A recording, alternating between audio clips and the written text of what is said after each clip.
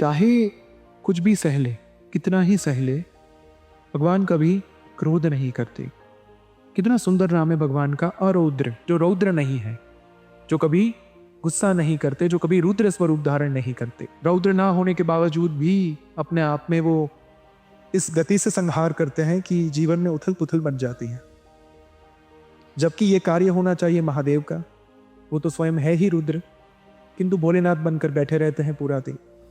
और यहाँ पर भगवान विष्णु को अरौद्र कहा गया है, लेकिन फिर भी वैराग्य को लाने के लिए भगवान ऐसा चक्र चलाते हैं। समय का जो पहिया है वो उनकी भक्ति के कारण ऐसे घूमता है कि साधक अपने आप में विमुक्त होता जाता है और मोक्ष की ओर आगे बढ़ता जाता है।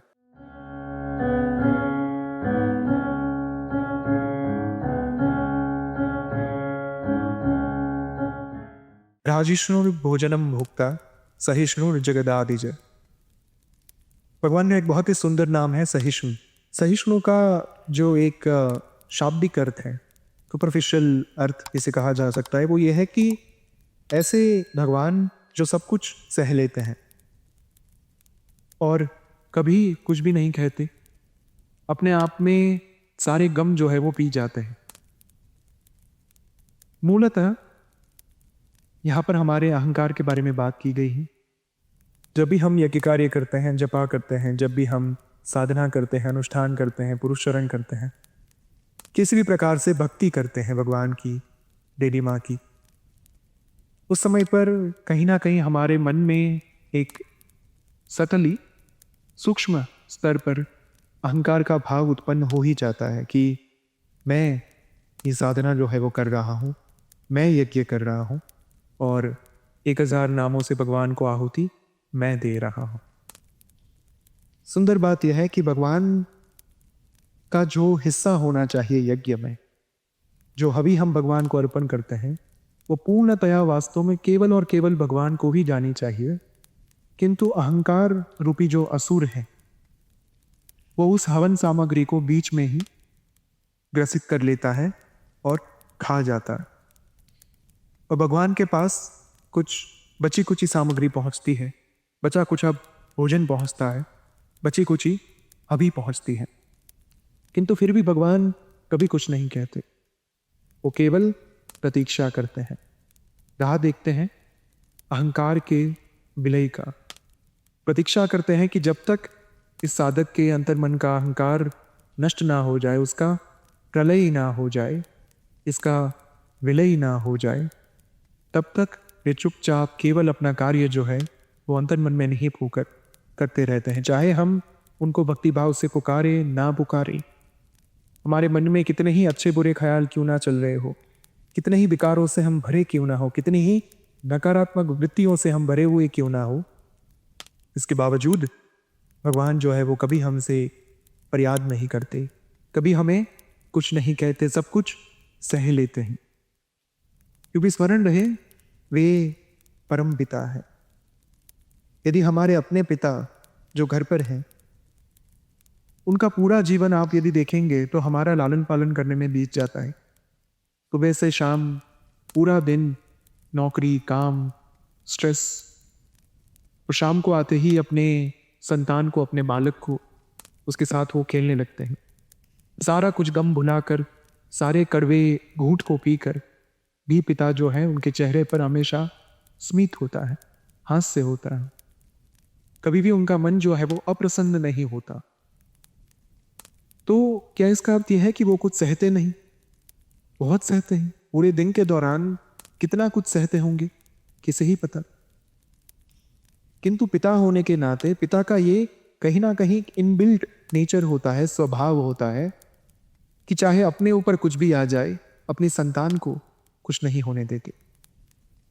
वही स्वभाव जो है वो भगवान विष्णु का है। वो इतने सहिष्णु है कि भक्त के चित्त का जो अहंकार है उसके प्रलय की प्रतीक्षा करते हैं। प्रलय का अर्थ केवल सब कुछ एक झटके में विनाश कर देना नहीं होता। जो विनाश, जो संहार लयबद्ध तरीके से हो, एक ताल में हो, कहीं ना कहीं उसमें एक रिदम हो और धीरे धीरे धीरे क्रमशः शनैः शनैः जिसका विलय हो रहा हो, उसे कहते हैं प्रलय। प्रलय यह है कि जो आपको पता भी ना चले और धीरे धीरे धीरे सृष्टि का नाश हो रहा हो। कहीं ना कहीं आज के समय में जो मनुष्य जाति है वो यही कर रही है, अपने ही पैर पर कुल्हाड़ी मार रही, या फिर ये कह ले कि कुल्हाड़ी के ऊपर अपना पैर मार रही। प्रकृति के प्रति हमारा जो एक बर्ताव है, जो हमारा पॉइंट ऑफ व्यू है, वो इतना क्रूर हो चुका है कि हम ये भूलते जा रहे हैं कि हम अपने ही प्रलय की तैयारी करते जा रहे हैं। और इतना कम था तो विज्ञान ने कहा कि मंगल ग्रह पर कॉलोनी बसाते।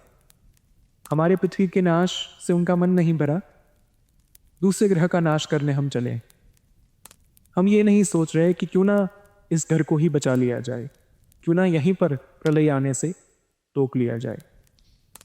तो भगवान जो है वो निरंतर अपने आप में प्रलय के करता है। हमारे विकारों का प्रलय, हमारी वृत्तियों का प्रलय, हमारे नकारात्मक विचारों का प्रलय, हमारे अहंकार का प्रलय।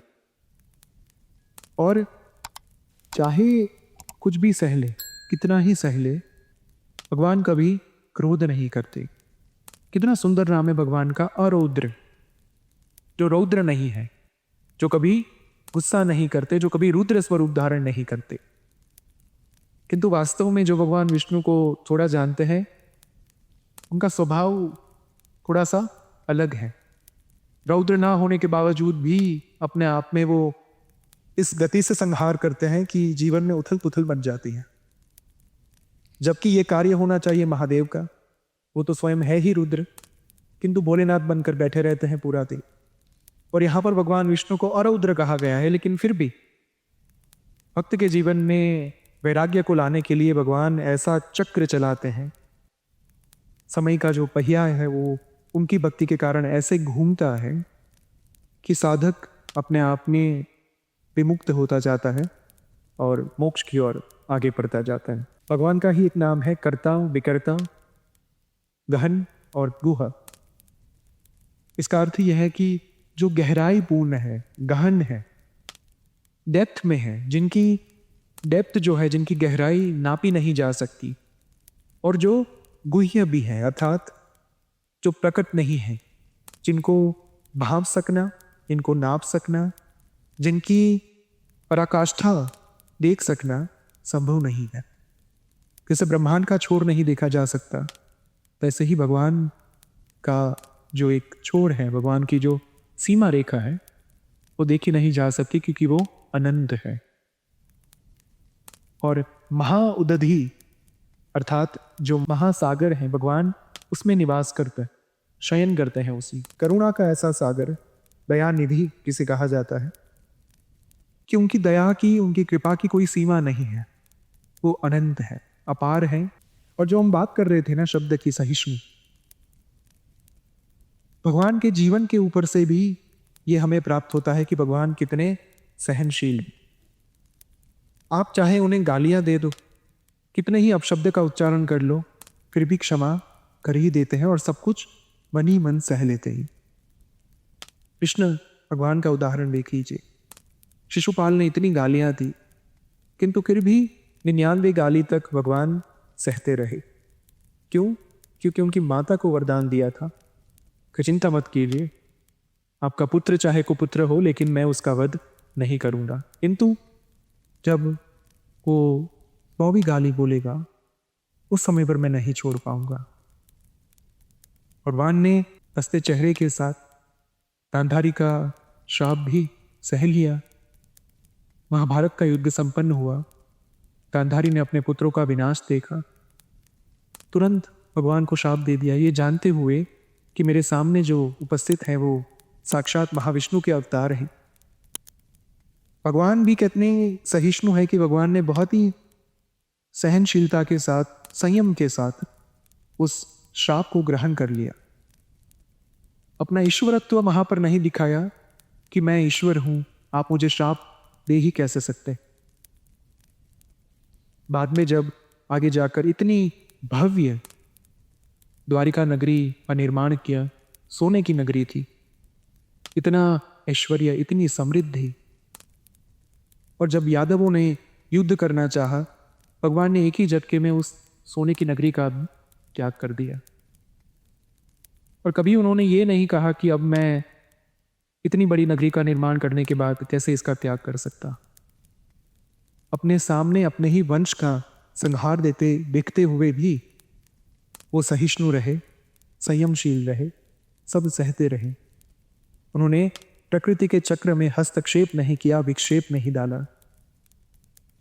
उसके बाद जब अंतिम काल आता है भगवान का, अंतिम समय पर भी जरापार भी जो था शिकारी, उसका बाण लगने के बावजूद भगवान ने उस बाण को भी सहा। क्यों? क्योंकि भगवान ने वरदान दिया था पिछले जन्म में, जब भगवान राम के स्वरूप में प्रकट हुए थे उस समय पर। अपने उस वरदान के, अपने उस वचन का मान रखने के लिए पारधी के हाथ, शिकारी के हाथ उन्होंने अपने मृत्यु को भी स्वीकार कर लिया।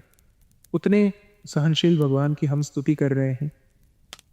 इन्होंने अपने दृष्टि के सामने असंख्य युग बदलते हुए देखे, असंख्य संहार देखे, किंतु फिर भी कभी अपने आप को ईश्वरत्व दिखाने के लिए आगे नहीं किया, और कभी अपना विराट स्वरूप जो है वो सबके सामने नहीं दिखाया कि मैं कौन हूँ वास्तव। इसी कारण से मैं बार बार कहता हूँ कि आप चाहे भक्ति कैसी भी करो, बस करते रहो। यदि करते रहेंगे ना, चलते रहेंगे, भगवान सब देखते हैं, उनकी नज़र से कुछ भी छिपा नहीं है। वो केवल एक सही समय की प्रतीक्षा कर रहे होते हैं, जब तक एक बीज अंकुरित होकर पौधा ना बन जाए और पौधा एक समय के बाद वटवृक्ष ना बन जाए, तब तक उसके ऊपर फल नहीं आ सकते। तो भगवान उस क्षण की प्रतीक्षा करते हैं जब आप के अंतर मन में, आपकी चेतना में वो फल डाल पाए, फल को उगा पाए। लेकिन वो तभी हो सकता है जब आपने अपने अंतर मन को खाद दिया हो, पानी दिया हो, धूप दी हो, साधना रूपी भक्ति की हो, और कहीं ना कहीं भगवान के भाव में विलीन रहे हो।